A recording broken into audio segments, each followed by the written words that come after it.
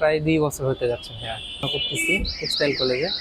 এটা আসলে হচ্ছে আমার বড় ভাইয়ের সবকিছু পরিকল্পনা, ভাইয়ার পাশাপাশি করে, তারপর ভাইয়ের সাথেই সময় দেওয়া হয় আর কি। এখানে সে বিকেল 4টা থেকে রাত 10টা পর্যন্ত থাকি আর কি রেগুলার। আমাদের এখানে আপনার হচ্ছে চটপটি, ফুচকা, চিকেন ফ্রাই হয় মিনি সাইজটা, আপনার চিকেন মোমো, হাঁসের মাংস, রুটি, ডিম রুটি।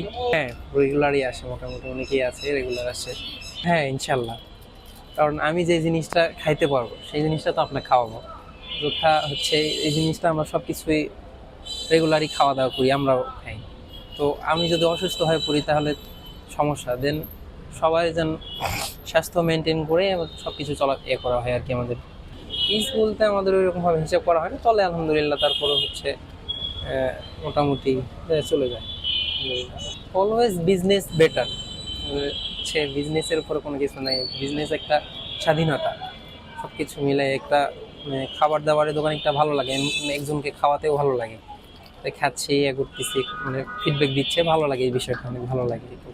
অনলাইনে হচ্ছে সার্ভিস ডেলিভারি দেওয়া হয় না। ভালো যেখানেই হোক ভালোটা সিলেক্ট করার অবশ্যই প্রয়োজন।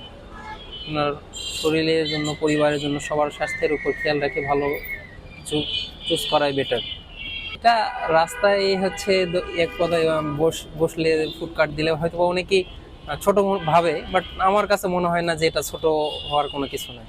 কারণ আমার নিজের ব্যবসা, আমার হচ্ছে যেখানেই হোক একটা ব্যবসা করলাম, করলাম, এটা ভালো লাগার কাজ একটা।